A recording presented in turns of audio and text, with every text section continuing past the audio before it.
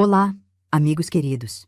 Se acomodem aí no seu cantinho, peguem uma coberta, um mantimento quentinho e venham com essa velha aqui, porque eu sou muito feliz em ter vocês por perto, sabiam? Muito feliz mesmo. É como se cada um de vocês fosse uma luzinha acesa na minha janela. Uma companhia que aquece esse coração cansado. Hoje eu vou abrir uma gaveta do peito que passou muito tempo trancada. Uma gaveta tão funda, tão guardada, que durante anos nem eu mesma tinha coragem de encostar a mão no puxador. Meu nome é Madalena. Sou uma senhora de muitos invernos vividos. E cada um desses invernos me ensinou uma coisa diferente sobre o que é ser mulher, sobre o que é ser filha, sobre o que é ter que amadurecer antes da hora. Eu aprendi, vocês que me ouvem, que existem frios que congelam a pele, mas existem frios que congelam a alma de uma pessoa para o resto da vida. E eu carreguei um desses frios comigo. Carreguei por muito tempo. Aquele frio, ele não passou com o sol da manhã seguinte. Não passou com o calor do verão. Não passou nem mesmo com os anos todos que vieram depois. Ele se instalou numa quina escondida do meu peito e ficou ali, morando, como um hóspede que nunca mais foi embora. Hoje, quando o vento gela meu rosto, eu não sinto só o frio do ar. Eu sinto aquele outro, o antigo, vindo de dentro para fora. A memória mais marcante que eu carrego, amigos, é o som das botinas do meu pai se afastando. Aquelas botinas pesadas, de couro grosso, esmagando a geada endurecida do chão de terra dura nas terras altas da cidadezinha onde a gente morava. Cada passo fazia um estalo seco, um ranger miúdo, como se o próprio chão estivesse se quebrando junto com o meu peito. Eu ouvia aquele barulho ficando cada vez mais distante, cada vez mais baixinho, e eu ficava ali, parada, sentindo meu coraçãozinho bater no mesmo ritmo daquelas solas indo embora. Eu era miúda naquele tempo, franzina, daquelas meninas que o vento forte fazia balançar. Morávamos nas terras altas de uma região do interior, daquelas onde o inverno chegava de mansinho e só ia embora bem depois das festas juninas. Um lugar de serra, de neblina grossa que baixava nos vales de madrugada e deixava tudo esbranquiçado, como se o mundo inteiro tivesse sido coberto por um lençol. De manhãzinha, as folhas do mato amanheciam cobertas de geada, brilhando como se alguém tivesse espalhado sal grosso por cima. Era bonito de se enxergar, se a gente estivesse dentro de casa, perto do fogão de lenha. Mas se a gente estivesse do lado de fora, meus queridos, aquilo ali era a boca gelada do destino. A nossa casa era simples, feita de pau a pique, com telhado de sapé, chão de terra batida sempre varrido de madrugada. Tinha um fogão de lenha grande num canto, uma mesa tosca no meio da sala e uma janelinha pequena que dava para o pomar dos fundos. Na janela, uma cortina de chita desbotada que dançava com o vento. Eu me lembro de ficar um tempão olhando aquela cortina balançar, achando que ela estava me contando segredos. Talvez estivesse mesmo. Talvez ela soubesse de coisas que eu ainda não sabia. A história que meu pai me contava sobre a minha mãe era sempre a mesma. Ele dizia, com a voz pesada de quem carrega um peso, que ela havia sido levada pelo mal de Chagas, aquela doença que naquele tempo fazia tanta falta em tanta família humilde. Eu lembro de acordar numa manhã e não ver mais ela. Só isso. Era essa a lembrança que tinha ficado guardada na minha cabecinha de criança.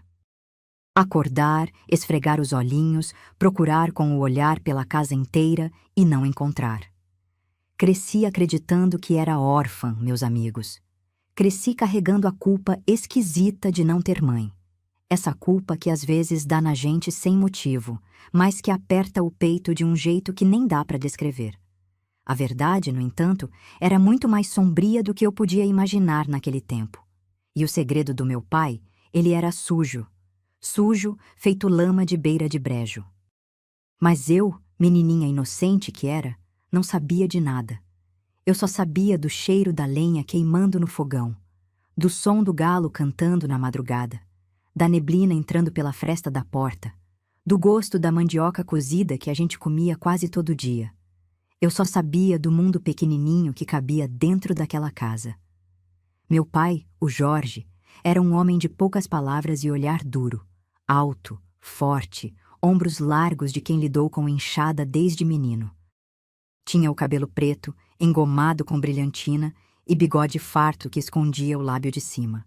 Usava chapéu de palha quando ia para a lida da roça e chapéu escuro quando saía para a cidade. Ele não era de carinho, não era de colo, não era de palavra doce. Mas eu, criança como era, enxergava nele um herói, porque era só o que eu tinha no mundo. E quando a gente só tem uma pessoa, vocês sabem como é? A gente se agarra àquela pessoa com todas as forças do peito, mesmo quando essa pessoa não merece ser agarrada. Eu tinha um irmão também, o Marcelino, mais velho do que eu, bem mais velho. Mas o Marcelino, coitado, de tanto ver briga e desavença dentro daquela casa, acabou saindo de mansinho. Foi morar de caseiro numa propriedade distante, cuidando das terras de um fazendeiro da região. Cresceu sem muito contato com a gente. Vinha de vez em quando, trazia um pacotinho de farinha, um pedaço de rapadura, ficava uma tarde sentado no batente da porta, olhando para o horizonte e depois ia embora outra vez. Eu sentia falta dele, mas naquele tempo eu não entendia o motivo da distância. Eu achava que era eu, sabe? Achava que tinha alguma coisa de errado comigo, que as pessoas iam embora por culpa minha. Hoje, depois de tanto caminho andado, eu entendo. O Marcelino fugiu do que via. Fugiu para não virar igual. E eu fiquei. Eu fiquei porque era pequena demais para fugir sozinha.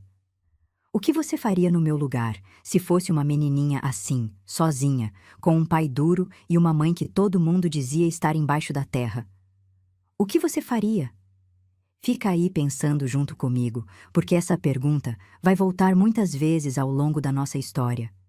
Eu aprendi depois, muito depois, que às vezes aqueles que mais dizem amar a gente são justamente os que mais nos ferem.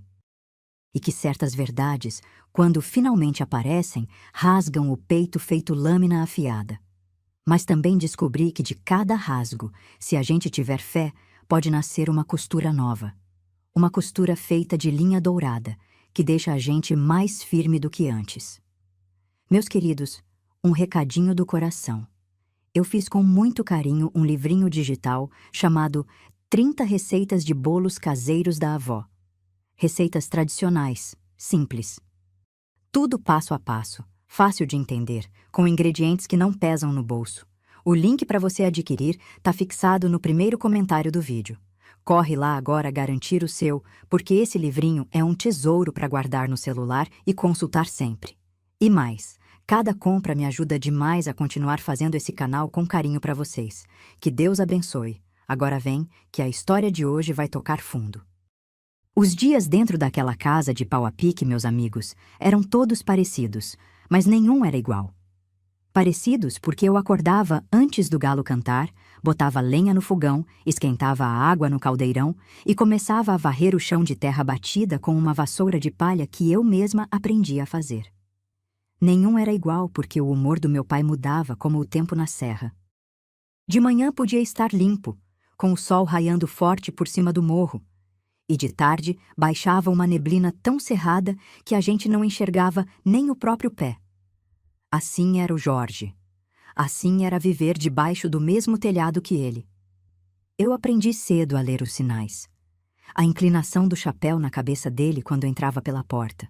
O jeito de pendurar a ferramenta no prego da parede. O som do copo de alumínio batendo na pia. Tudo aquilo me dizia se eu podia chegar perto ou se era melhor sumir para trás do fogão e fazer de conta que eu não existia. Criança que cresce assim desenvolve uma antena esquisita no peito. Uma antena que a vida toda depois fica captando coisa que ninguém mais sente. É bênção e é maldição ao mesmo tempo. Das minhas lembranças daquela época, muitas são embaralhadas, soltas, feito retalho de pano dentro de uma caixa. Eu não consigo contar direito o que aconteceu primeiro e o que aconteceu depois. Só sei de imagens que ficaram grudadas na cabeça. Uma delas é a imagem de uma manhã qualquer, antes da minha mãe sumir. Eu devia ser muito pequenininha, daquelas que ainda andam meio cambaleando pela casa.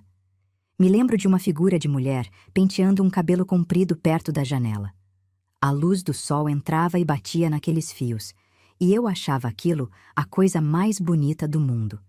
Era assim que eu via minha mãe. Uma silhueta contra a janela, um cabelo comprido, o cheiro de lavanda que vinha de um sachêzinho que ela costurava e guardava dentro da roupa. Não tenho lembrança do rosto dela. Tenho lembrança da luz, do perfume, do som de um cantar baixinho que embalava o começo do dia. Depois que ela sumiu, aquela casa ficou de um jeito que eu não sei descrever direito. Era como se alguém tivesse apagado uma lamparina no meio da sala. A luz ainda entrava pela janela, mas não iluminava mais nada. As paredes ficaram mais escuras. O fogão parecia menor. O cheiro da lavanda foi embora devagarinho, como se ele próprio estivesse de luto. Eu me lembro de cheirar os cantos procurando. Levantava a tampa do baú de madeira onde ela guardava as roupas dela e cheirava por dentro, tentando achar um resto. Mas o tempo foi comendo aquele perfume, comendo de bocado em bocado, até não sobrar nada. Sobrou um cheiro de madeira velha e nada mais. Meu pai, nos primeiros tempos depois do sumiço, ficou mais calado ainda, mais fechado, mais cheio de canto escuro. Ele saía de manhã cedo para a lida e só voltava quando o sol já estava sumindo atrás do morro. Deixava uma panela com alguma coisa para eu comer. Às vezes, era mandioca cozida com um pedacinho de carne seca. Às vezes, era feijão com farinha. Às vezes, quando ele vinha da venda, trazia um pacotinho de canjica, e aqueles dias eram festa para mim. Eu comia devagar, saboreando cada bocado daquele doce, fingindo que era um presente de amor. Mas hoje eu entendo que era culpa. Era o jeito calado de um homem que não sabia como olhar nos olhos da própria filha. Eu brincava sozinha. Brincava no terreiro da frente, fazendo bonequinha com sabugo de milho. Enrolava pano velho no sabugo, fazia o vestido, fazia o lenço para a cabeça e dava nome de gente para elas.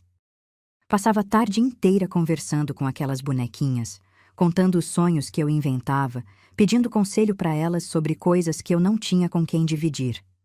Uma daquelas bonequinhas, que eu chamava de Florzinha, virou minha melhor amiga. Quando eu tinha medo à noite, era ela que eu apertava junto ao peito. Quando eu chorava escondido por algum motivo que nem sabia explicar, era nela que eu molhava os olhinhos. A vizinhança da nossa região era espalhada. A casa mais próxima ficava a uma boa caminhada, no outro lado do riachinho. Era a casa da Dona Cecília, uma senhora já bem madura, daquelas de peito largo, avental de chita, amarrado na cintura e voz firme de quem não tinha medo de homem nenhum.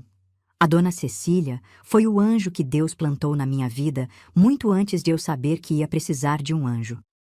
Ela aparecia lá em casa de vez em quando, trazia um pedaço de bolinho de chuva quentinho embrulhado num pano, me olhava de cima a baixo com aqueles olhos de quem enxerga além e perguntava baixinho se eu estava comendo direito, se estava dormindo direito, se estava bem. Eu sempre respondia que sim, porque era o que o meu pai mandava responder. Mas ela sabia. A Dona Cecília sabia de tudo, do jeito dela. O que eu não sabia naquele tempo, e só fui descobrir muito depois, é que a Dona Cecília tinha sido amiga próxima da minha mãe, que as duas conversavam muito antes do sumiço, que ela tinha enxergado coisas que ninguém mais viu, e que carregava, em algum lugar escondido do peito dela, uma desconfiança enorme sobre a história da doença que levou a minha mãe. Mas ela não falava. Naquele tempo, mulher não se metia na vida de família alheia. Era regra, era costume. A gente via, a gente sabia, a gente sofria por dentro, mas calava. E foi esse silêncio coletivo que permitiu que tantas crueldades acontecessem atrás das portas fechadas do nosso interior. Com o passar das luas, uma coisa nova começou a acontecer com o meu pai. Começou devagarinho, de um jeito que eu nem percebi direito. Ele passou a sair mais, a demorar mais para voltar, a chegar em casa com um cheiro estranho no bafo, um cheiro azedo que não era da lida da roça.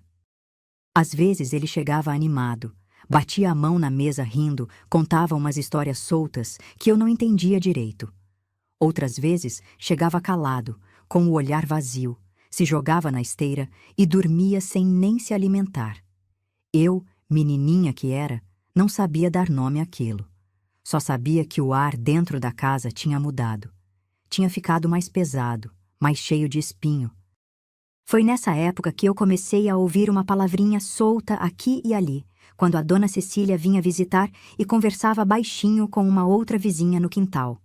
Uma palavrinha que eu não entendia, mas que elas falavam com a testa franzida. Rinha, rinha, rinha de galo. Eu repetia aquela palavra dentro da minha cabecinha, sem saber que ali, naquelas 3 letras, estava escondida a tragédia que ia um dia partir a minha vida em 2, o antes e o depois. A menina que ainda tinha esperança e a menina que teve que aprender a sobreviver no meio do gelo. As luas foram passando. Eu fui ficando maiorzinha, alcançando a altura do fogão, aprendendo a esquentar a água do caldeirão sozinha, a lavar a roupa no tanque de pedra atrás da casa, a sovar a massa do pão caseiro num tabuleiro de madeira que tinha sido da minha mãe. Esse tabuleiro, se quer saber, foi a coisa mais preciosa que sobrou dela dentro daquela casa. Tinha umas marcas fundas na madeira, onde as mãos dela tinham trabalhado tantas vezes, e eu gostava de passar o dedinho por cima dessas marcas antes de começar o serviço. Era como se eu estivesse colocando as minhas mãos por cima das dela. Era o jeito que eu achei de ter mãe sem ter mãe. Meu pai, o Jorge, ia piorando. Não de um dia para o outro, não. Foi devagar, um gotejar lento, como telhado furado em tempo de chuva. Primeiro, ele começou a faltar em algumas tardes de lida. Deixava a enxada encostada na parede e saía dizendo que ia resolver uma coisa na vila. Voltava de noite alta, com o chapéu amassado e os olhos cheios de uma febre esquisita. Depois, essas idas foram ficando mais frequentes. Uma vez na semana virou 2, virou 3, virou quase toda a tarde. E quando ele estava na roça, não era mais como antes. Trabalhava distraído, o pensamento longe, largando a ferramenta no meio do sulco, ficando horas parado olhando para o nada. A plantação foi sentindo. O milho não rendia o mesmo. O feijão nasceu fraco. A mandioca, que era a nossa base, começou a não dar o suficiente para a gente passar o ano. Eu, que cuidava da casa desde menininha, comecei a sentir a falta. O saco de farinha que dantes durava 2 luas passou a acabar numa só. A gordura de porco que a gente derretia e guardava na lata de alumínio foi ficando cada vez mais rala. O açúcar sumiu. O sal ficou no fundo do pote, virando uns grãozinhos úmidos. Eu aprendi a fazer milagre com pouca coisa. A esticar o feijão. A fazer caldo de mandioca ralada. A fritar a última gema de ovo com um pouquinho de banha, para parecer que a panela tinha mais do que tinha. Criança que passa fome, escute bem o que vou dizer. Ela aprende uma coisa que nenhuma escola ensina.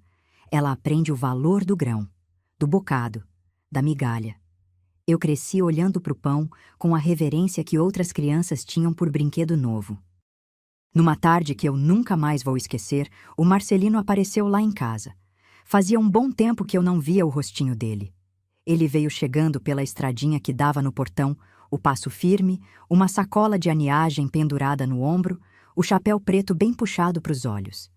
Quando eu vi a figura dele de longe, o coração deu um pulo dentro do peito. Larguei a vassoura no terreiro, limpei a mão no avental e fui correndo para receber. O Marcelino me abraçou rapidinho, daquele jeito meio travado que os homens do interior tinham. Mas eu senti. Senti que aquele abraço tinha alguma coisa diferente. Tinha preocupação nele. Ele entrou em casa, olhou em volta, reparou no fogão quase apagado, na panela vazia em cima da trempe, no saco de farinha tombado no canto, magrinho feito menino desnutrido. Os olhos dele foram ficando duros. A boca, que era fina, ficou mais fina ainda. Ele me perguntou, numa voz baixinha que eu mal ouvia, onde estava o Jorge. Eu respondi que meu pai tinha saído cedo e não tinha voltado ainda. O Marcelino apertou o maxilar. Eu vi os músculos do rosto dele se mexendo. E eu, menina esperta que sempre fui, entendi na hora que ele já sabia. Já sabia de alguma coisa que eu não sabia. Ele ficou a tarde inteira comigo. Sentou-se num banquinho de madeira ao lado do fogão. Tirou uns pedaços de carne seca da sacola, um punhado de farinha nova, uma rapadura embrulhada em folha de bananeira. Disse que era para mim, que era para eu guardar para quando precisasse. Reparou no tabuleiro de madeira em cima da mesa e correu o dedo nas marcas da mãe, igualzinho eu fazia. Os olhos dele ficaram molhados por um instante. Mas ele não deixou a lágrima cair. Homem daquele tempo não chorava na frente de ninguém, era regra. Então ele só piscou forte, respirou fundo e ficou ali calado, olhando o fogo crepitando debaixo da panela. Antes de ir embora, quando o sol já estava se pondo atrás do morro e pintando o céu de dourado, o Marcelino me olhou nos olhos do jeito mais sério que eu já tinha visto ele olhar. Segurou meus 2 ombros com aquelas mãos calejadas de caseiro e me disse para eu tomar cuidado, para eu ficar esperta, para eu não confiar cegamente em ninguém, nem mesmo em quem dividia o telhado comigo. Se acontecesse alguma coisa, qualquer coisa, eu deveria procurar a dona Cecília. Só ela. Mais ninguém. Ele repetiu o nome da dona Cecília 3 vezes, para não ter dúvida.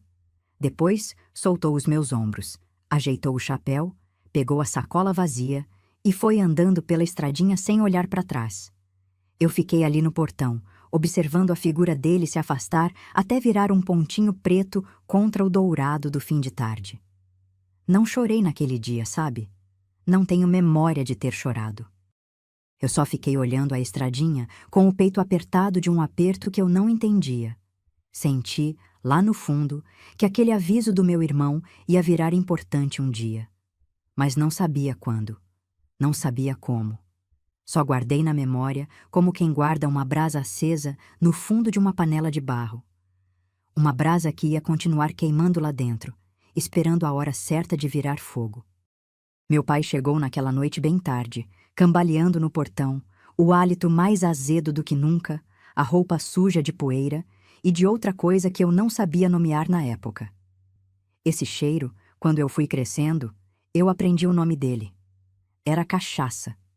Era aguardente barata, daquela servida em copo de alumínio na venda da vila. Mas naquela noite, eu só sabia que era um cheiro ruim. Ele me perguntou se alguém tinha aparecido lá em casa. Eu, com o coração batendo forte, menti pela primeira vez na vida.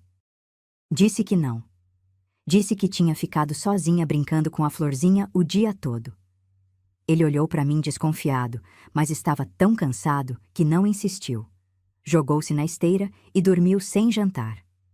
Naquela noite, eu apertei a florzinha no peito e fiquei acordada até tarde, escutando a respiração pesada dele do outro lado do cômodo. Pensando no aviso do Marcelino, pensando no cheiro azedo, pensando na palavrinha rinha que as vizinhas sussurravam no quintal. Uma ficha começou a cair dentro da minha cabecinha de criança. Devagarinho, feito pétala caindo de uma flor murcha, mas caindo. Depois daquela visita do Marcelino, alguma coisa mudou dentro de mim. Não foi uma mudança grande, dessas que a gente percebe no dia. Foi uma mudança miudinha, quase imperceptível, daquelas que a gente só vai enxergar muito tempo depois, olhando para trás. Eu passei a reparar mais nas coisas, passei a escutar mais, passei a desconfiar. Comecei a prestar atenção nos horários em que meu pai saía, nos dias da semana em que ele passava mais tempo fora. Descobri um padrão.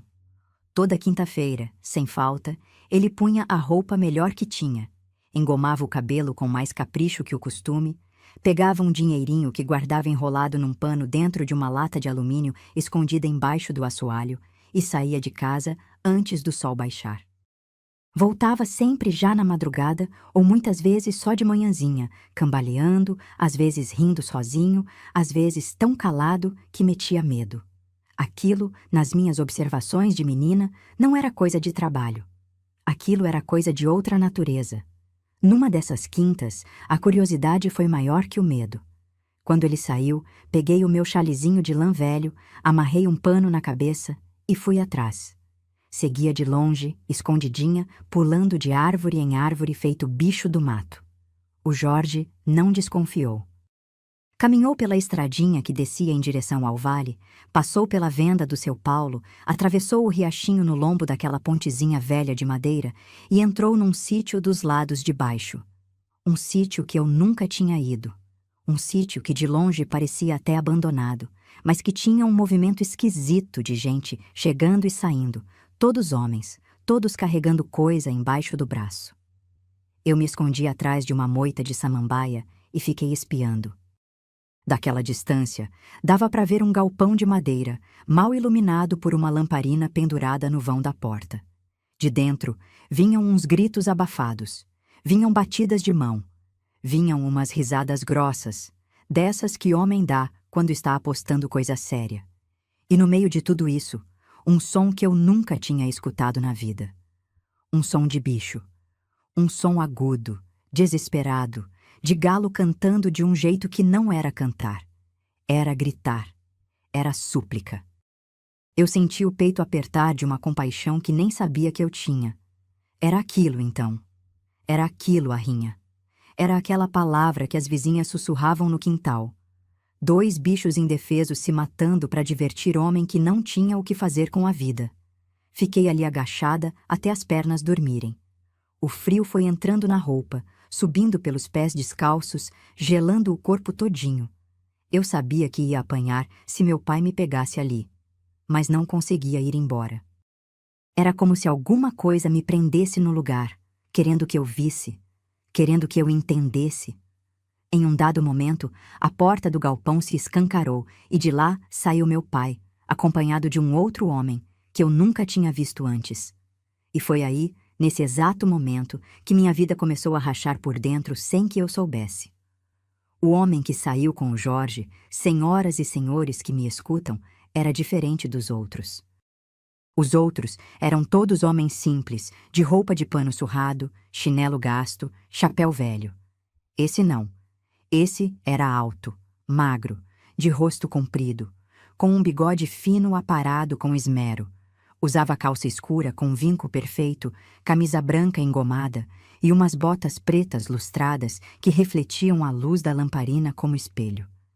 Carregava uma bengala de madeira trabalhada com a ponta de metal prateado. Fumava um charuto grosso que deixava uma nuvem pesada em volta da cabeça dele. Era um homem de cidade. Ou melhor, era um homem que queria parecer de cidade no meio daqueles matutos todos. E tinha um jeito de olhar que gelou o meu sangue, mesmo eu estando bem longe dele. Um jeito de dono, de cobrador, de quem não perdoa nada. O nome dele, eu descobri depois, era Luiz Camilo. Toda a região conhecia. Era o dono do sítio da Rinha, era o homem que emprestava dinheiro a juros altos para os apostadores, era o que financiava os vícios alheios e depois vinha cobrar com juros compostos e sem piedade. Conheciam ele pela propriedade enorme que tinha descendo o vale, pela quantidade de empregados que mandava e desmandava, e principalmente pelos casos mal contados de gente que tinha ficado devendo a ele e sumido da região sem deixar rastro. Uns diziam que fugiram. Outros diziam que tinham sido jogados num brejo fundo, daqueles que engolem corpo e nunca mais devolvem. O Jorge e o Luiz Camilo conversaram na porta do galpão um tempão. Eu via de longe, sem ouvir direito, mas dava para ler as costas do meu pai. Aquelas costas largas estavam curvadas, os ombros caídos, a cabeça meio baixa. Era a postura de um homem pedindo alguma coisa. Era a postura de um homem devendo alguma coisa. O Luiz Camilo estava parado de frente para ele, o charuto entre os dedos, o olhar duro, balançando a cabeça de um jeito que não prometia nada de bom. Num determinado momento, ele apontou a bengala de madeira no peito do meu pai. Encostou a ponta de metal prateado bem no meio do peito dele. O Jorge deu um passinho para trás. O Luiz Camilo riu. Foi uma risada que eu ouvi lá da moita, uma risada seca, curta, daquelas que não tem alegria nenhuma dentro. Eu fugi dali antes que o meu pai descesse pela estradinha. Corri o caminho de volta quase sem respirar, pulando pedra, atravessando o riachinho descalça, sentindo a água gelada morder os meus pezinhos até doer. Quando cheguei em casa, joguei-me em cima da esteira, Apertei a florzinha no peito e fiquei tremendo. Não era de frio, era de medo. Era de uma coisa que eu tinha visto e que não sabia explicar, mas que eu já sentia, pelo instinto que Deus dá para as criaturinhas pequenas, que ia cair em cima da minha cabeça cedo ou tarde. Meu pai chegou bem mais tarde naquela noite. Não cambaleava como das outras vezes. Vinha sério, mudo, o rosto pálido como cera derretida, nem me olhou quando entrou. Foi direto para a lata escondida embaixo do assoalho, tirou o dinheirinho que estava lá, contou, balançou a cabeça e guardou tudo de volta. Ficou sentado na beira da mesa até o galo cantar. Cabeça baixa, mão no rosto. Um homem consumido por dentro. E eu, deitada na esteira com os olhinhos fechados fingindo que dormia, entendi que a sombra que eu vinha sentindo crescer dentro daquela casa tinha finalmente um dono. Tinha um rosto. Tinha umas botas pretas lustradas. E que o nome dessa sombra ia acabar chegando até mim, de um jeito ou de outro. Só não imaginava, naquele momento, o quanto doeria quando chegasse. Os dias que vieram depois daquela noite que eu espionei a Rinha foram os mais estranhos que eu tinha vivido até então. Meu pai parou de sair. Ficou em casa, mas não era bem estar em casa. Era uma presença de corpo sem alma. Ele sentava no batente da porta e ficava horas olhando o horizonte. Não falava comigo, não ralhava, não mandava eu fazer nada. Era como se eu tivesse ficado invisível. Era como se ele já tivesse ido embora por dentro, mesmo com o corpo ainda sentado ali. Eu sentia uma coisa esquisita no ar. Uma coisa pesada, como aquele ar abafado que vem antes da tempestade grande, quando a natureza inteira para de se mexer, os passarinhos somem dos galhos, o vento para de bater. Os bichos, escutem bem o que vou contar. Os bichos pressentem. A cachorrinha vira-lata que a gente tinha, uma cadelinha fuinha de pelo amarelo que eu chamava de Janoca, ficou aqueles dias grudada no meu calcanhar. Não desgrudava. Me seguia pro tanque, me seguia pra horta, me seguia pro terreiro. Dormia encostadinha na esteira ao meu lado. Gemia baixinho de madrugada, sem motivo. Ela sabia. Os bichinhos enxergam o que os olhos humanos não conseguem ver. Numa dessas manhãs, meu pai me chamou. Chamou do jeito mais suave que eu tinha ouvido ele falar desde o sumiço da minha mãe. Uma voz que eu quase não reconheci. Disse que a gente ia fazer uma viagem curtinha. Que ele tinha que resolver uma coisa do outro lado da serra e que queria me levar junto porque não tinha com quem deixar. Eu estranhei na hora. Estranhei porque ele nunca tinha me levado para canto nenhum. Eu era menina de casa, criada dentro daquele terreiro. Mas obedeci. Criança daquele tempo, obedecia ao pai sem questionar. Essa era a regra. Ele mandou eu pegar uma troca de roupa. Só uma. Um vestidinho de chita, uma calcinha, um par de meia de lã grossa que a dona Cecília tinha me dado num dos invernos anteriores. Eu guardei tudo dentro de um pano amarrado nas 4 pontas, feito trouxa. Quis levar a florzinha também. A minha bonequinha de sabugo de milho, minha companheira de todas as horas, apertei ela dentro da trouxa, bem no meio da roupa, para não machucar. A carroça chegou antes do galo cantar. Era emprestada do vizinho de mais longe, puxada por um cavalo magrelo de pelo malhado. O Jorge subiu na boleia, me levantou pela cintura e me sentou ao lado dele. A Janoca ficou lá no terreiro, amarrada por um barbante que ele mesmo fez questão de amarrar antes de a gente partir. A cachorrinha latia, puxava o barbante, se debatia, olhava para mim com aqueles olhinhos melados e ganindo de um jeito que rachava o peito. Eu queria descer, queria soltar ela, queria ficar ali. Mas o Jorge chicoteou o cavalo e a carroça foi andando. A última imagem que eu tenho daquela casa é a imagem da Janoca se debatendo no barbante, ganindo o meu nome do jeito que bichinho gane, enquanto a gente se afastava pela estradinha que descia para a serra. A madrugada ainda estava escura, com uns farrapos de neblina colados no chão. A geada tinha endurecido tudo. As rodas da carroça faziam um barulho seco, estalando as pedrinhas do caminho. O Jorge não falou uma palavra durante a viagem toda. Só olhava para frente, o chapéu puxado para os olhos, o maxilar travado. Eu, sentada ao lado dele, olhava para os lados, observando o mundo que eu nunca tinha visto antes. Os pastos enormes, esbranquiçados pela geada. Os pinheiros altos, de copa escura, parados contra o céu pálido. Os morros se erguendo um atrás do outro, feito ondas de um mar de pedra. Um mundo grande, um mundo que eu não conhecia. Um mundo que ia me engolir. A gente rodou um bom pedaço. Não sei dizer quanto tempo. Sei que o sol começou a subir devagarinho, pintando o céu de um tom dourado claro, sem conseguir aquecer nada. A geada resistia, até que ele puxou as rédeas num trecho que eu nunca mais esqueci. Era uma campina larga, plana, com o pasto baixo e amarelado, sem nenhuma casa por perto, sem nenhum sinal de gente. Só um casebre ao longe, encostado numa beira de mato. Uma tapera velha, de parede de barro caindo aos pedaços, telhado de sapé furado em vários lugares, porta bamba encostada no vão. Parecia moradia de gente que tinha morrido fazia tempo. O Jorge desceu primeiro. Deu a volta na carroça, me pegou pela cintura e me pôs no chão. Eu estava tremendo. Não só de frio. Estava tremendo daquele tremor que sobe quando o corpo sente o perigo antes da cabeça entender. Ele pegou minha trouxinha, pegou uma marmita de alumínio que ele tinha trazido, pegou uma garrafinha de água e foi caminhando na direção da tapera. Eu fui atrás, agarrada na barra do casaco surrado dele. Dentro, o casebre era ainda pior do que parecia de fora.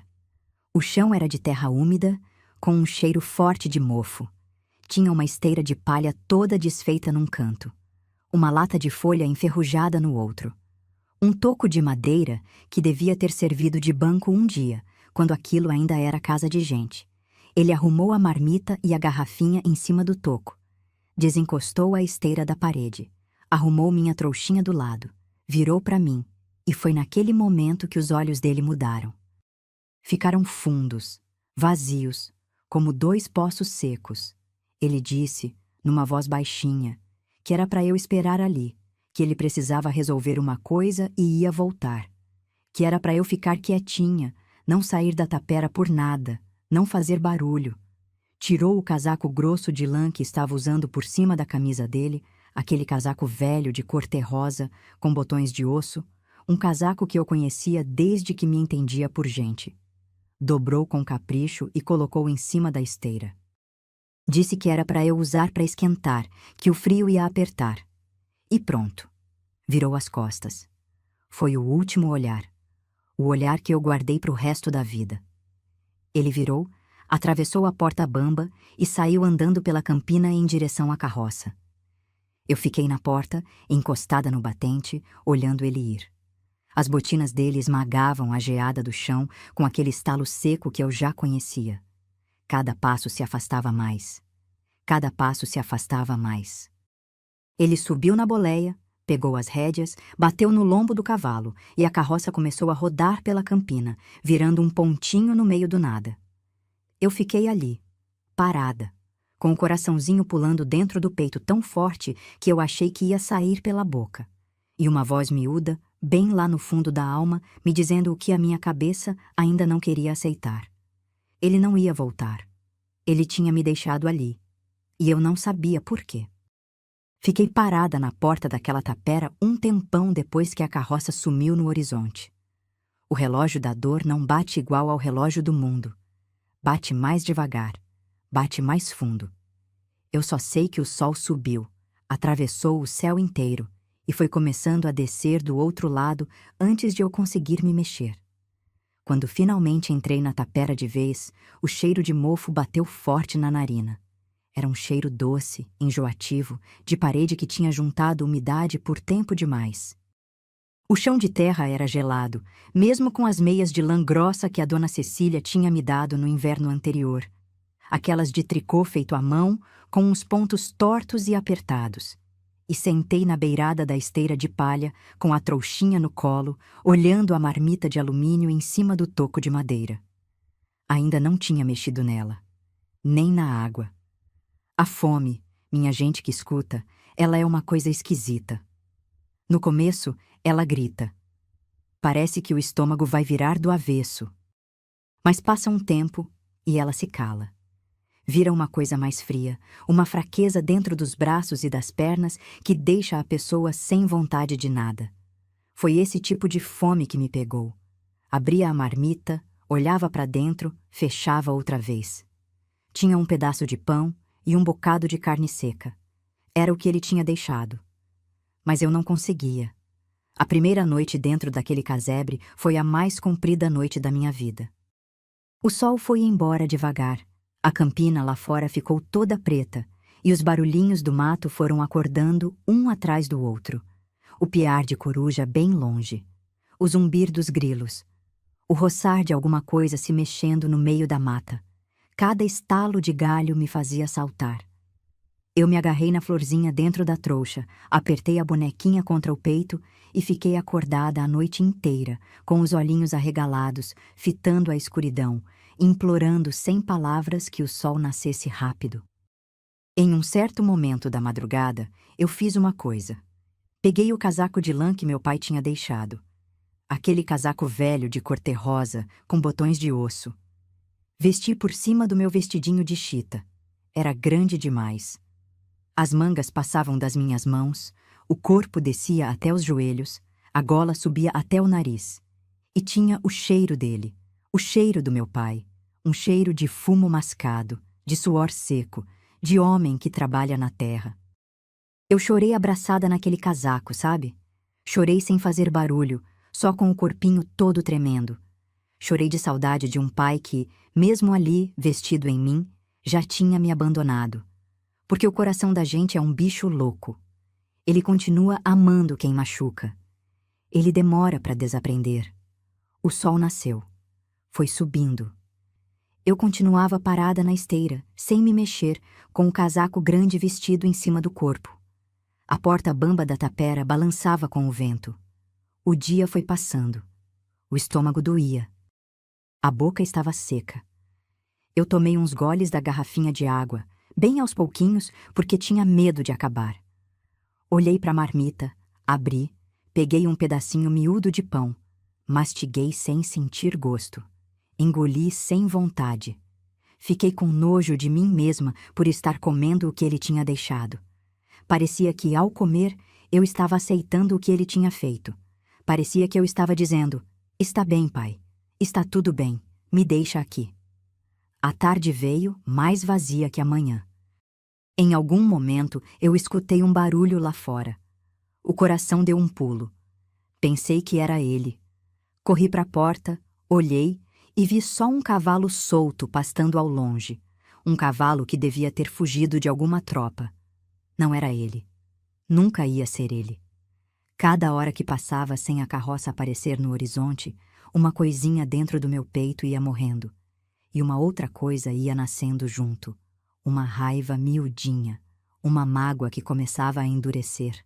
A segunda noite chegou. E foi pior que a primeira. Porque agora eu não tinha mais a esperança da manhã anterior. Sabia no corpo, sabia no peito, que ele não ia voltar. E é uma coisa estranha, sabem, quando a gente entende que foi abandonada daquele jeito. A gente pensa que vem um grito, vem um desespero. Mas não é bem assim. O que veio em mim foi um silêncio. Um silêncio tão denso que parecia me embrulhar feito cobertor de lã pesada. Eu fiquei horas olhando a escuridão sem pensar nada, só sentindo o peito cavado. Em um dado momento, um bichinho pequenino entrou pela fresta do barro. Um ratinho do mato, daqueles miúdos, de pelo cinzento. Ele veio farejando o pedaço de pão que eu tinha deixado na marmita, mexendo o focinho miúdo. Eu fiquei paradinha, olhando aquele bichinho, e uma coisa esquisita aconteceu. Eu não tive medo dele. Senti que a gente era parecido. Dois seres pequeninos tentando achar um bocadinho de pão no frio do mundo. Deixei ele comer um pouquinho. Depois ele saiu pela mesma fresta, carregando uma migalha na boca. Foi nesse momento da história que me aconteceu uma coisa que eu nunca tinha vivido. Alguma parte de mim envelheceu de uma vez. Não foi uma mudança grande. Foi só um pensamento que passou dentro da cabeça. Um pensamento simples. Se eu ficar aqui, eu morro. Ninguém vem me buscar. Se eu quiser viver, eu mesma tenho que procurar saída. Foi esse pensamento, meus queridos, que me levantou no dia seguinte. Era madrugada ainda. O céu começava a clarear numa cor de rosa pálido, daquelas lindezas que o sertão tem e só quem já viveu no meio do mato conhece. Eu me levantei da esteira com o corpo dolorido, os músculos todos duros do frio. Dobrei o casaco do Jorge e vesti de novo, porque era a única coisa que eu tinha para esquentar. Peguei a garrafinha de água, peguei o resto do pão dentro da marmita, embrulhei num pedaço de pano. Peguei a florzinha e guardei no bolso grande do casaco. E saí. A porta bamba rangeu no vão quando eu empurrei. A campina lá fora estava toda esbranquiçada pela geada nova. O ar mordia a cara.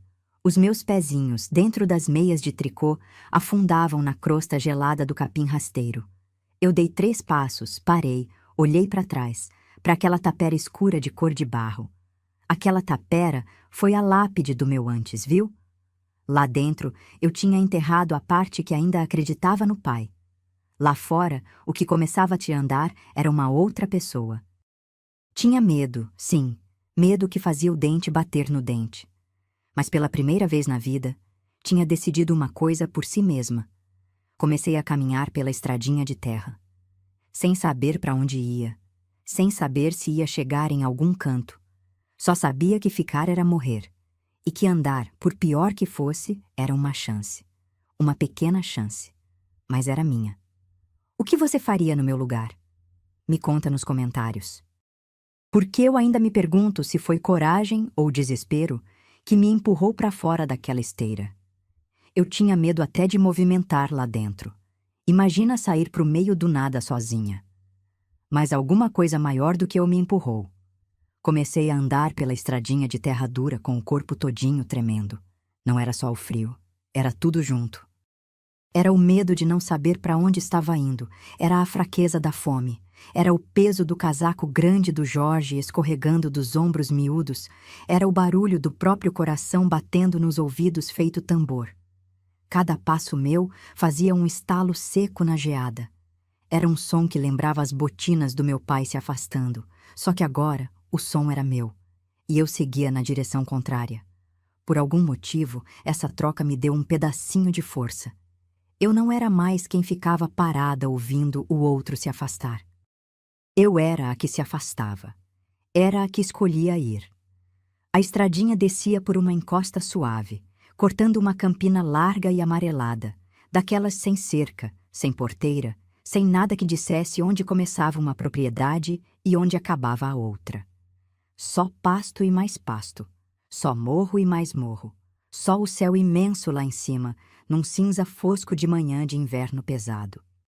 Eu seguia andando, olhando os próprios pés dentro das meias de tricô, que já estavam molhadas pela umidade, sentindo as pontinhas dos dedos ardendo de tão frias. O tempo passou. Não sei quanto. Eu só sei que uma hora, o sol finalmente conseguiu furar a neblina e colorir o mundo de um dourado fraco, aquele dourado sem calor que o inverno da serra oferece. E quando eu levantei os olhinhos para descansar do chão, eu vi. Lá longe, bem longe, no finalzinho da estradinha, onde a terra fazia uma curva em volta de um morro, tinha uma figura humana, caminhando na minha direção. Gente, meu coração parou. Juro para vocês.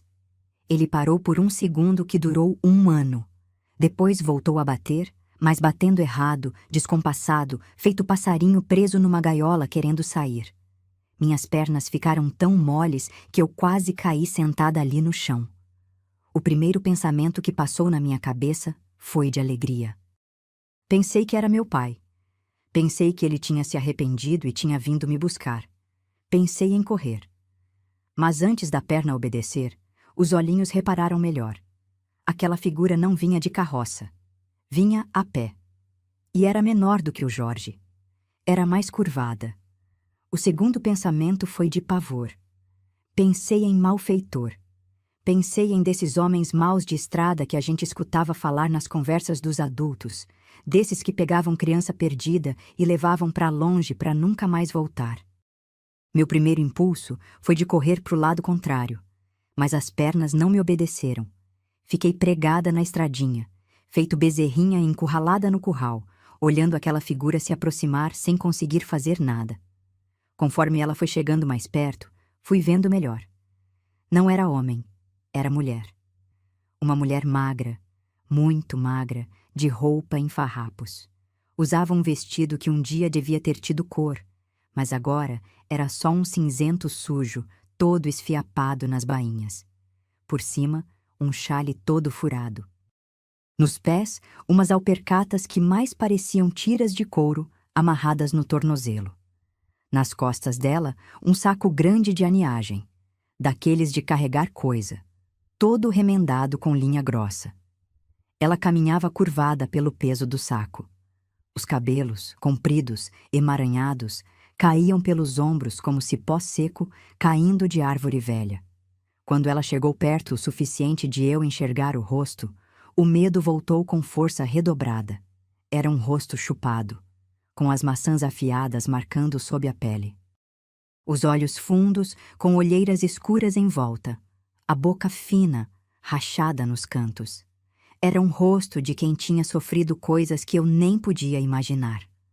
Parecia aparição. Parecia assombração de história que a gente escuta à beira do fogão. Ela parou de andar uns passos antes de chegar em mim. Ficou lá, com o saco nas costas, olhando para minha direção.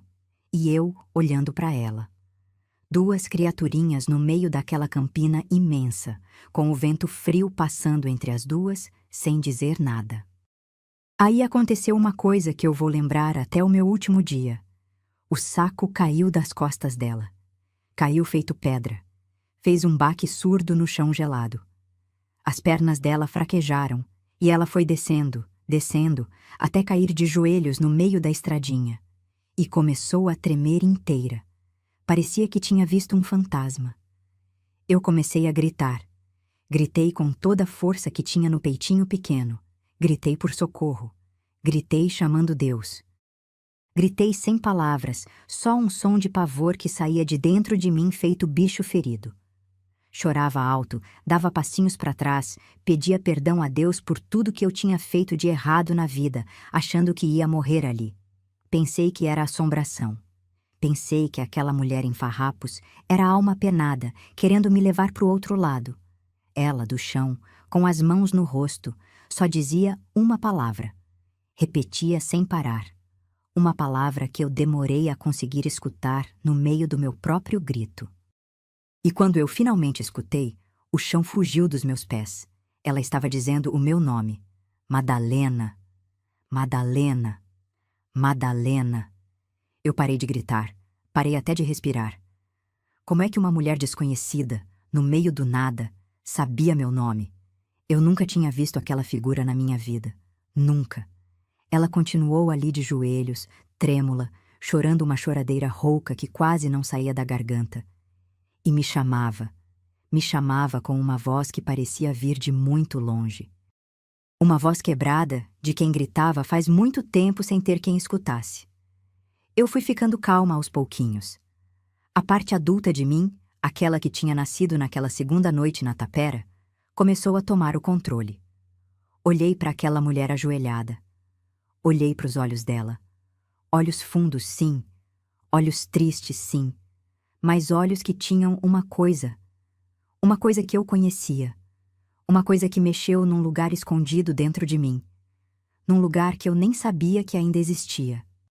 Era o olhar da mulher, penteando o cabelo contra a luz da janela. Era o olhar do cheiro de lavanda. Era o olhar do cantar baixinho que embalava as minhas madrugadas mais antigas, aquelas de quando eu nem andava direito. Eu abri a boca para dizer alguma coisa, mas a palavra não saiu. A palavra ficou presa na garganta, com um nó que doía feito pedra engolida. Minhas perninhas começaram a tremer. O casaco do Jorge pesou 10 vezes mais em cima dos meus ombros. Eu não queria acreditar no que os meus olhos estavam vendo. Não podia ser. Não podia ser. Ela estava embaixo da terra. Ela tinha morrido na época em que eu ainda era muito pequenininha. Meu pai tinha falado. A história estava contada. Estava fechada. Mas o coração, que é sábio, que é antigo, que sabe o que a cabeça não quer aceitar, o coração já tinha entendido. E começou a bater tão forte, que eu achei que ia rachar. Ela se levantou do chão com dificuldade. As pernas dela tremiam tanto que eu achei que ela ia tombar outra vez. Mas a força que move uma mãe é uma força que não cabe em livro nenhum. Não tem explicação de médico, não tem palavra no dicionário.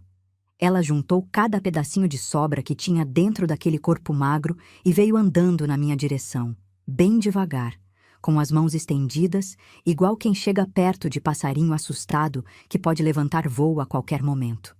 Eu não me mexi. Não podia. Era como se meus pés tivessem sido pregados na terra gelada. A figura dela ia ficando cada vez maior, os passos cada vez mais perto, e eu podia ver o rosto dela melhor agora.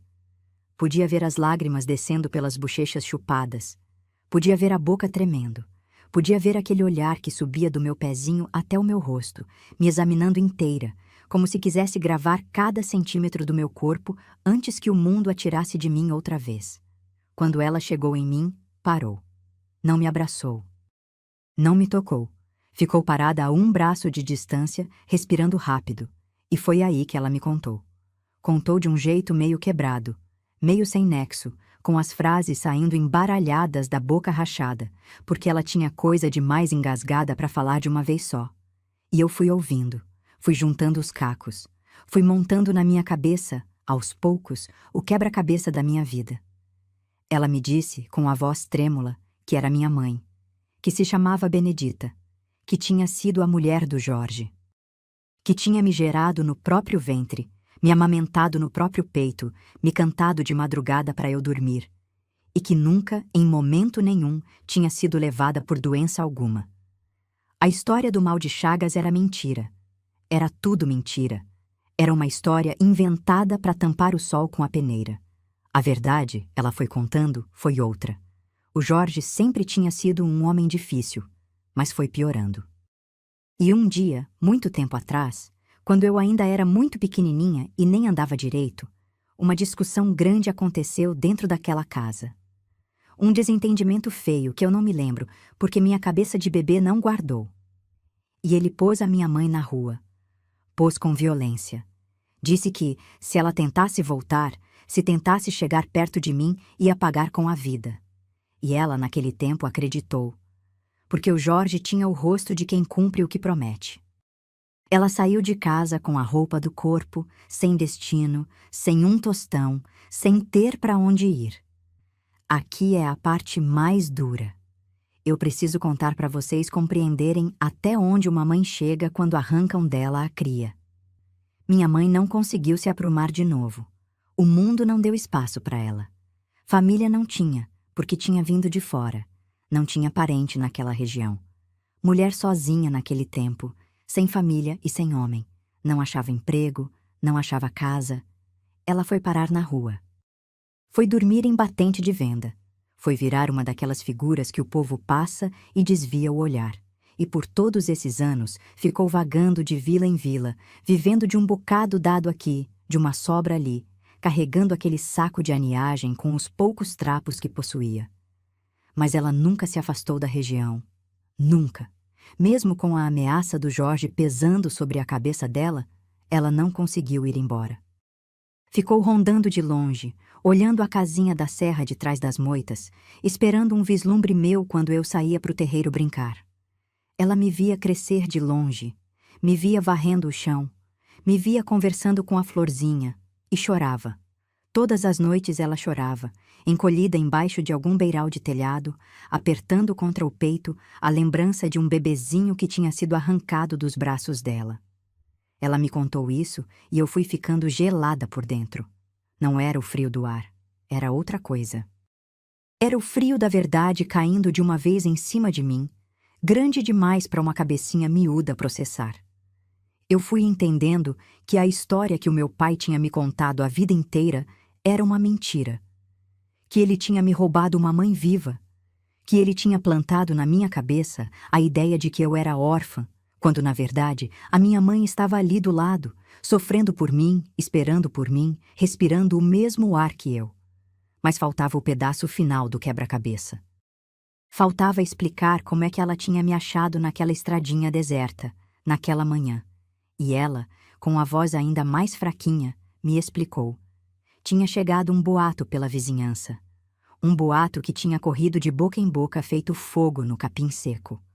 O boato dizia que a filhinha do Jorge tinha sumido no meio do mato, que o pai estava chorando desesperado, pedindo ajuda para procurar a menininha perdida. E foi aí que aconteceu uma coisa que ela nem esperava. Algumas vizinhas, desconfiadas da história, resolveram procurar ela nas vilas para perguntar se eu não estava com ela, se ela não tinha me achado ou me levado. Como se no fundo da cabeça daquelas mulheres já pairasse uma suspeita que ninguém dizia alto. E foi essa ida das vizinhas que fez o peito da minha mãe rachar de vez. Ela ouviu aquilo e algo dentro dela rachou. Porque mãe, sabe, mãe não acredita em certas histórias. Mãe tem um sexto sentido que nenhum vigário consegue explicar no sermão.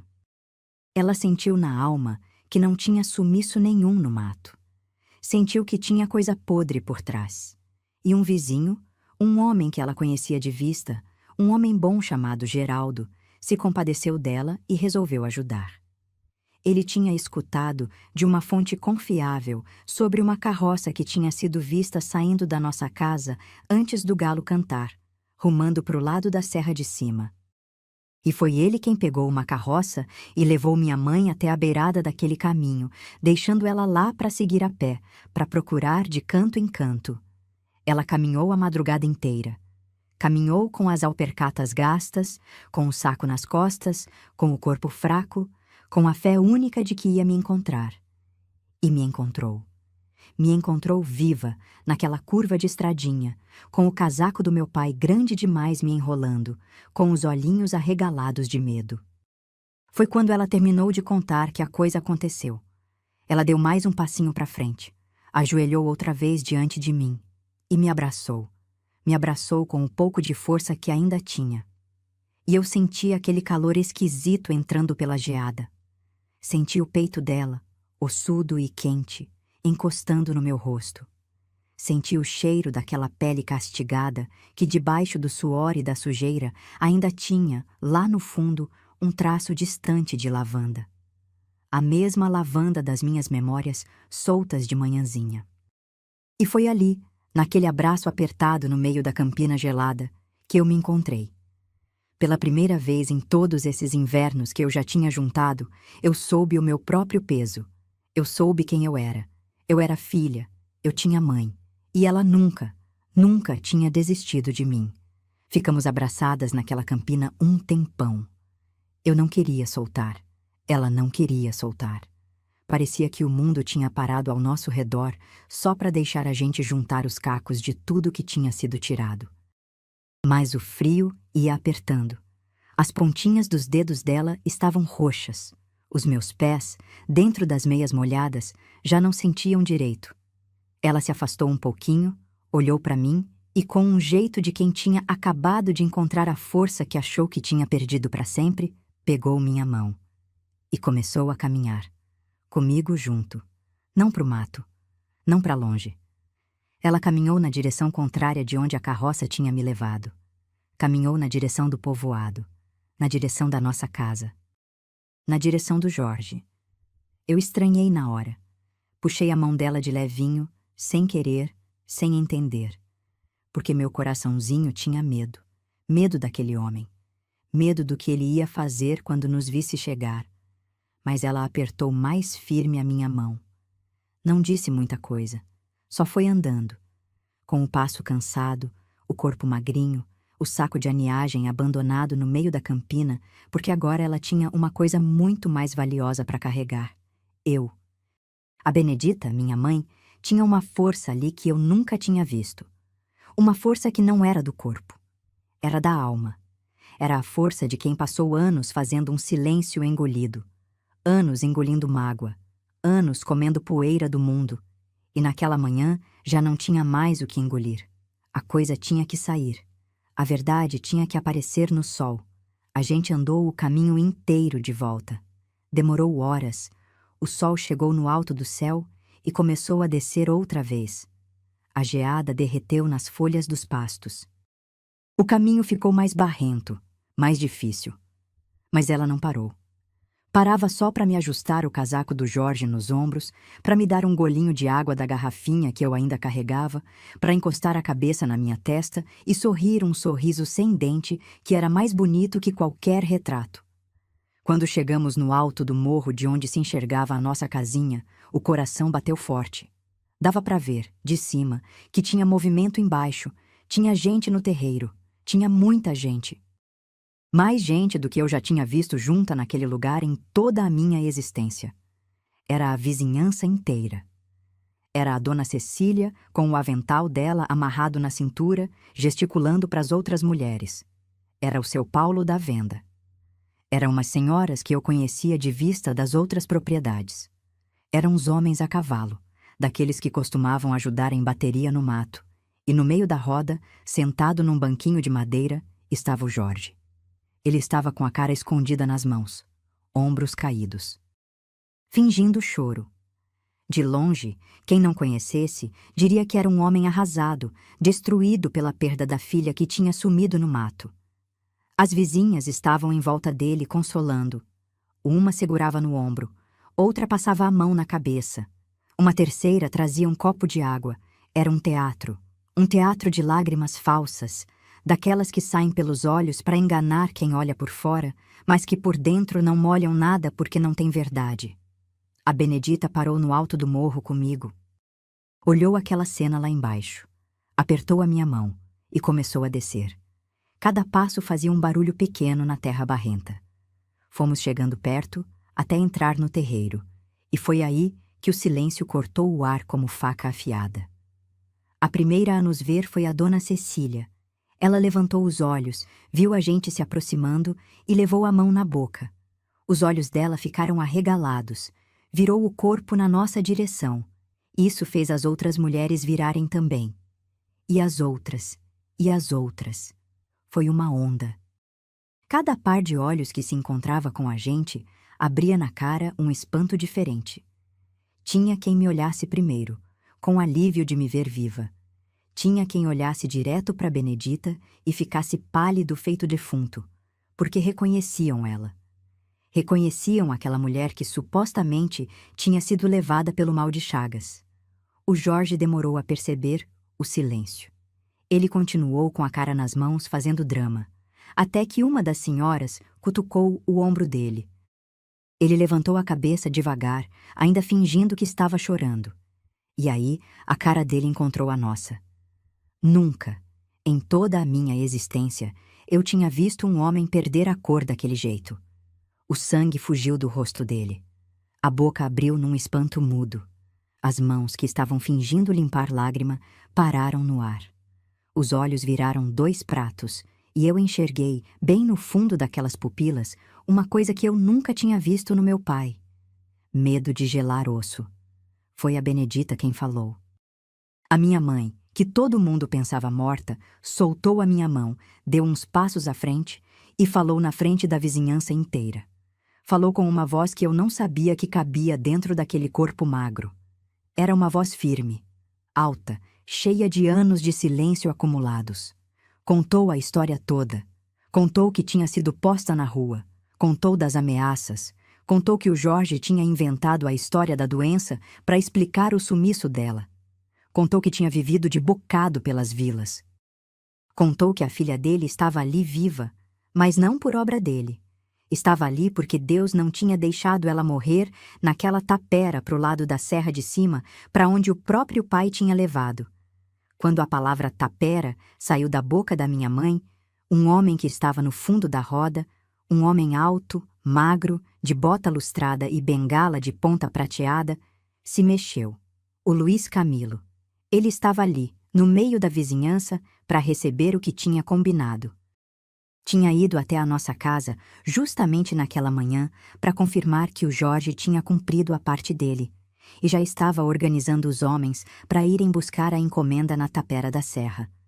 Só que, ao chegar no quintal e ver o teatro do choro armado pela vizinhança, ficou esperando o povo ir embora para tratar o assunto em particular.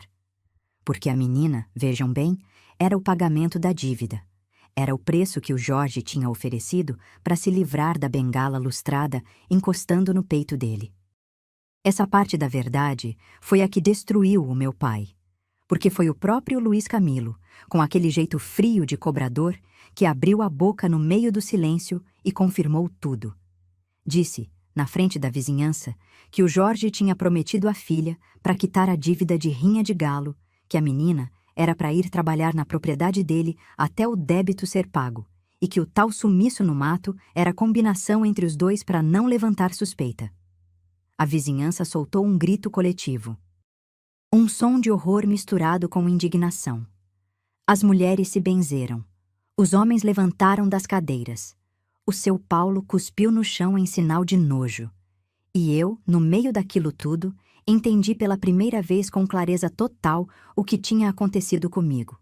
A carroça, a tapera, o casaco deixado, a marmita, tudo tinha sido teatro do Jorge para me entregar para aquele homem. Tudo. O Jorge ficou uns segundos paralisado no banquinho.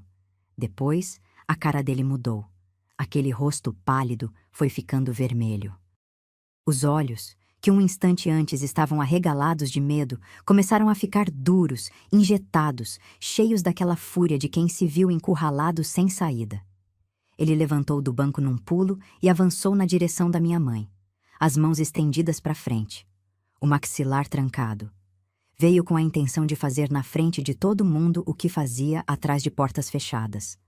Mas ele não chegou nem perto. A dona Cecília, que tinha peito largo e temperamento de macho, se jogou na frente da gente com uma agilidade que ninguém imaginava que ela tinha. E atrás dela vieram outras mulheres, a dona Rosalinda, que era lavadeira da região, a dona Filomena, da casa de baixo, as duas filhas moças do seu Paulo, até umas meninas novinhas que trabalhavam de cozinheira para os fazendeiros. Foi uma onda de saia, de avental, de braço levantado, de voz gritando basta. Elas formaram um escudo em volta de nós duas. Um escudo de mulher protegendo mulher. Um escudo que tem uma força que nenhum homem consegue vencer. Os homens da vizinhança, que até ali tinham ficado parados, finalmente se mexeram. O seu Paulo deu um passo à frente, bem plantado no chão, com aquele seu jeito de comerciante que não tinha medo de ninguém, e olhou para o Jorge com um olhar que não precisava de tradução. Outros vieram atrás. Rodearam o meu pai. Puseram as mãos nos ombros dele. Falaram baixo, mas firme. Falaram de justiça. Falaram de mandar buscar a polícia da vila mais próxima. Falaram que ele ia responder pelo que tinha feito. Algum deles pegou um cordão de couro e amarrou os pulsos dele ali mesmo, no meio do quintal, para garantir que não fugisse. O Luiz Camilo, que tinha soltado a verdade, achou que podia sair ileso. Sair, tomar o cavalo e voltar para sua propriedade no Vale de Baixo. Mas não saiu. A vizinhança tinha acabado de descobrir que ele era dono de rinha, que emprestava dinheiro a juros altos para os apostadores e que aceitava gente como pagamento de dívida. Não era só o Jorge o monstro daquela história. Ele era o outro monstro. O que comprava o monstro. O que movimentava a engrenagem da desgraça. Uns homens da região foram em cima dele também. O charuto caiu da boca. A bengala de ponta prateada, aquela mesma que um dia tinha encostado no peito do meu pai, foi tomada da mão dele e ficou largada no chão do terreiro, sem dono. Enquanto a justiça dos homens se arrumava ali, a dona Cecília se voltou para nós. Pegou a minha mão livre, a que não estava segurando a da minha mãe, e sem perder tempo puxou a gente dali. Tirou a Benedita do centro daquele tumulto. Me tirou de perto daquela cena de grito e confusão. Disse, com aquela voz firme que nunca deixava dúvida, que a gente ia para a casa dela naquele instante. Que não era para a gente ficar mais um minuto debaixo do mesmo telhado do Jorge. Ela nos levou pelo caminho de pedra que separava as propriedades. Uma trilha curta, cercada de moitas de samambaia que eu já tinha andado algumas vezes. A casa da dona Cecília era maior que a nossa. Telhado de telha de verdade, paredes caiadas de branco, um alpendre de madeira na frente com 2 cadeiras de balanço, um jardinzinho do lado com pés de erva cidreira e manjericão. Quando a gente entrou, o cheiro de comida caseira bateu no nariz. Um cheiro de feijão cozinhando com alho, um cheiro de casa de verdade. Ela levou a Benedita direto para o cômodo dela. Fez ela se sentar na beirada da cama. Foi buscar uma bacia grande de água morna, uma toalha de rosto limpa, um pedaço de sabonete de coco. Lavou o rosto da minha mãe com o cuidado que se tem por coisa preciosa. Lavou as mãos dela. Limpou os pés machucados pelas alpercatas gastas. Enquanto lavava, ia murmurando coisas baixinho. Eram murmúrios de mulher que conhece mulher. Era consolo puro, desses que só mulher sabe dar para outra mulher que passou por tempestade. Depois que lavou, foi no baú de madeira dela e tirou um vestido de chita rosa, já um pouco usado, mas limpo e inteiro. Vestiu na minha mãe. A Benedita pareceu outra criatura quando saiu daquele vestido de farrapos e entrou na roupa nova. Os ombros já não estavam tão curvados. O rosto, ainda marcado, parecia menos chupado. Tinha um brilho diferente nos olhos dela. Um brilho que eu ia aprender a reconhecer depois como o brilho da dignidade voltando. Depois foi minha vez. A dona Cecília me deu banho numa tina de água morna ali mesmo na cozinha, com o cheiro do sabonete de coco se espalhando por todo canto. Lavou meus cabelos compridos que estavam todos embaraçados. Secou meu corpo numa toalha grossa. Me vestiu com um vestidinho dela mesma que tinha sido da sobrinha, já ficado pequeno, que ela tinha guardado por algum motivo que só Deus sabia. Mas que aquele motivo era eu. Isso estava claro agora. Quando a gente sentou à mesa daquela casa, comeu um feijão quentinho com farinha grossa, uma rodela de tomate do jardim, um pedaço de queijo Minas curado. Eu nunca tinha comido uma comida daquelas. Era o gosto da fartura que eu não conhecia. Era o gosto da paz. Eu comia devagar, saboreando cada bocado, e olhava para minha mãe sentada do outro lado da mesa, comendo igual eu. E pensava no tanto de tempo que a gente tinha perdido. No tanto de refeição que a gente podia ter dividido e não dividiu por culpa da maldade de um homem só. No fim do dia, quando o sol já estava dourando o céu para ir embora, os homens da vizinhança vieram bater no portão da dona Cecília para dar notícia. O Jorge tinha sido levado, o Luiz Camilo também. Os dois iam responder pela lei. A dívida da rinha de galo não ia ser paga. A casa do Jorge, com as terrinhas ao redor, ia ser tomada para saldar compromissos que ele tinha deixado para trás. Não sobrava nada para ele. Absolutamente nada. A minha mãe ouviu tudo em silêncio. Depois olhou para mim. Tinha uma serenidade esquisita no rosto dela. Não era alegria. Não era vingança. Era um peso sendo tirado dos ombros depois de tantos invernos carregando. Ela me puxou para o colo. Me apertou contra o peito dela, e eu, pela primeira vez em muitos amanheceres, fechei os olhinhos tranquila. Dormi ali mesmo, no colo da minha mãe, embalada pelo cheiro daquele sabonete de coco, sabendo que naquela noite, pelo menos naquela noite, eu estava em segurança. Quando acordei mais tarde, a dona Cecília tinha arrumado uma esteira nova num canto da sala, com um cobertor grosso de lã, e a gente dormiu juntas, minha mãe e eu, encaixadas uma na outra feito colher de pau na panela. A casa antiga do Jorge, com as paredes de pau a pique, com o fogão onde eu tinha aprendido a cozinhar, com o tabuleiro de madeira que tinha sido da minha mãe, tudo aquilo tinha virado fumaça para mim. O que restava agora era a vida nova. E ela começava naquele cantinho ao lado da mulher que tinha me parido. A gente ficou na casa da dona Cecília um bom tempo. Uma lua inteira, acho eu. Ela dava de comer, dava de vestir, dava de dormir, sem cobrar nada. Uma bondade daquelas que a gente só encontra uma vez na vida, se tiver sorte. Mas a minha mãe era mulher de muita honra. Não gostava de viver de favor. Então começou a ajudar com o que podia. Levantava antes do sol, botava lenha no fogão, esquentava a água, ajudava com a lida da horta, capinava, regava os pés de erva cidreira. Fazia pão caseiro que o povo da região comprava com gosto. Lavava roupa para as fazendas maiores, em troca de um dinheirinho miúdo que ia juntando num saquinho de pano amarrado. O tempo foi passando. A Benedita foi ficando mais forte. O corpo dela foi ganhando carne outra vez. O rosto encheu um pouquinho, As maçãs deixaram de ser afiadas, o olhar perdeu aquele fundo de poço que ela trazia. Os cabelos compridos, que antes caíam sem vida feito cipó seco, ela cortou rente, num corte bonito, e deixou um lenço de chita amarrado na cabeça, num nó que tinha um jeito só dela. Quando a gente tinha juntado o suficiente, a dona Cecília falou com um irmão dela que tinha umas terrinhas mais pro lado da serra, num vale fértil, e que andava procurando uma família para tomar conta de um pedaço de chão em troca de moradia. A Benedita topou. E foi assim que a gente saiu dali e foi pro nosso próprio teto. Uma casinha pequena, 3 cômodos, telhado novo, pomar dos fundos com pé de limão, pé de laranja-lima e um pé de jabuticaba que dava fruta farta. Um riachinho passava perto, cantando baixinho de madrugada. Era um pedaço de paraíso depois de tanto inferno. Ali, minha mãe se reergueu de vez. Plantou horta, criou galinha, vendia ovo, vendia legume, vendia pão. Eu cresci ajudando ela em tudo. Aprendi a ordenhar vaca. Aprendi a fazer queijo. Aprendi a costurar roupa de retalho. A gente não era rica, mas tinha a panela cheia, tinha dignidade, tinha paz.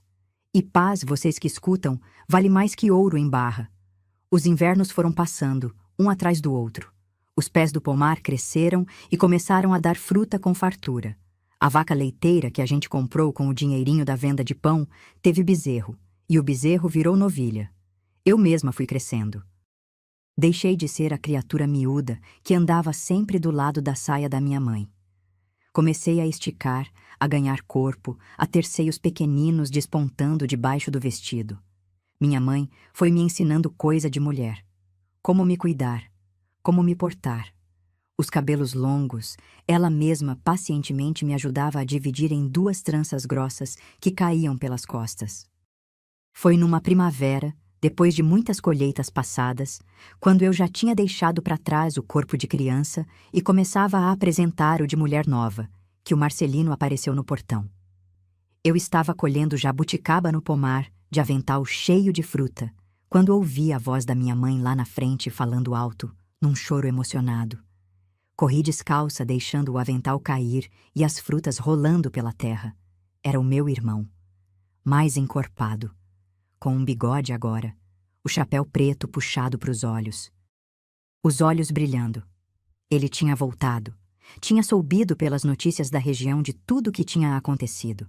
Tinha ficado sabendo que a nossa mãe estava viva. Tinha ficado sabendo do que o Jorge tinha tentado fazer comigo. Abraçou a minha mãe um abraço de gente que nunca tinha esquecido o cheiro dela. Depois me abraçou. Pediu perdão por ter deixado a gente para trás quando saiu de casa anos antes. Pediu perdão por não ter tirado a gente daquele inferno quando ainda dava tempo. Eu disse que não tinha nada a perdoar, que ele também era vítima do Jorge, só que de um outro jeito, que agora era tempo de gente nova. O Marcelino ficou conosco, trouxe o dinheirinho que tinha juntado nos anos de caseiro, ajudou a levantar um puxadinho na casa, comprou mais uma vaca para engrossar a criação, plantou uma roça de feijão maior, de milho, de mandioca. A gente virou família outra vez. Uma família reconstruída do zero, mas mais firme que a primeira, porque era feita de escolha, não de acaso. Foi um tempo depois, quando as jabuticabeiras já tinham dado mais de uma safra da volta dele, que o Francisco chegou na minha vida. Ele era filho do ferreiro da vila próxima. Um rapaz alto, de cabelo castanho ondulado, sorriso fácil, mãos grandes que tinham tido calor de ferro a vida toda. Veio entregar uma encomenda que o Marcelino tinha feito. Chegou a cavalo, num fim de tarde de primavera, quando o céu estava pintado daquele dourado de final de dia. Eu estava na cozinha peneirando farinha. Olhei pela janela e vi aquele rapaz tirando o chapéu na frente da minha mãe, educado como poucos. Senti uma coisa no peito que eu nunca tinha sentido. Uma coisa miúda, quentinha, que descia pelo estômago como gole de bebida doce. A Benedita convidou ele para entrar e descansar antes da viagem de volta. Oferecemos um copo de suco de laranja-lima colhida ali do pomar, um pedaço de pão com queijo. Ele aceitou. Sentou à mesa e ficou olhando para mim com uns olhos mansos, cor de mel. Eu fiquei desengonçada, esqueci o que estava fazendo, derrubei a peneira de farinha no chão.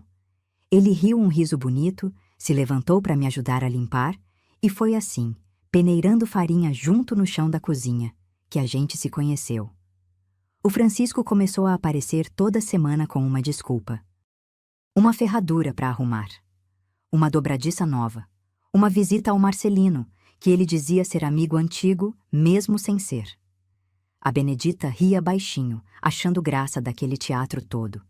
E eu esperava a chegada dele, contando os dias. O cheiro de couro curtido grudado na roupa dele.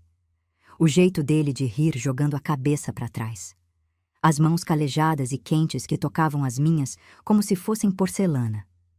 A gente namorou um bom tempo. Casou depois, numa cerimônia simples na capelinha do vale, com a minha mãe chorando de alegria no banco da frente e o Marcelino fazendo as vezes de quem me entregou. O vestido era de chita florida, costurado pela dona Cecília. O buquê era de margaridas silvestres. E o Jorge? Vocês vão me perguntar. O que aconteceu com ele? Ele terminou os dias sozinho. Os homens da região recuperaram as terras para saldar as dívidas. A casa de pau a pique caiu de velha, porque não teve quem consertasse o sapé do telhado. O povo da vizinhança o desprezou até o fim.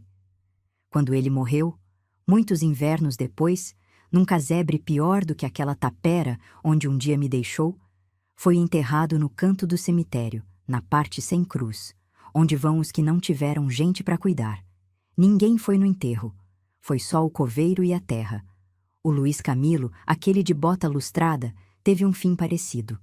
Perdeu tudo. Morreu sozinho no xadrez de uma delegacia da cidade maior, devedor da própria engrenagem que tinha montado. A gente colhe o que planta, meus amigos, cedo ou tarde. Não tem como fugir dessa lei que Deus escreveu no mundo. Eu entendo coisas que naquela época eu não tinha condição de entender. O Francisco, meu companheiro, descansa no cemitério do Vale faz alguns invernos. Nosso casamento durou muito mais do que a gente imaginava que podia durar. A gente criou filhos, criou netos. A minha mãe, a Benedita, viveu conosco até o último suspiro dela. Morreu de velhice serena, no quarto nosso, com a mão dentro da minha mão, com o mesmo sorriso sem dente que ela me deu lá na Campina Gelada. O Marcelino também já partiu. Foi descansar perto dos dois num canto bem florido do cemitério, embaixo de um ipê amarelo que floresce no mês mais bonito do ano. Eu fiquei. Fiquei para contar a história. Fiquei para ser a voz dos que não puderam mais falar. É pesado, sabem? Mas é uma honra também, porque toda história precisa de uma voz que a guarde, que a conte, que a passe para frente, para que outras almas possam ouvir e tirar o que precisam para suas próprias caminhadas. E o que eu guardo dentro desse peito velho depois de tudo que vivi? O que eu levo como lição? Vou dividir com vocês, porque é o meu jeito de retribuir a companhia que vocês fazem para essa senhora. A primeira coisa que aprendi é que a maldade de um homem, por mais pesada que pareça, nunca é maior do que o amor de uma mãe. Meu pai montou um teatro inteiro para me separar da Benedita.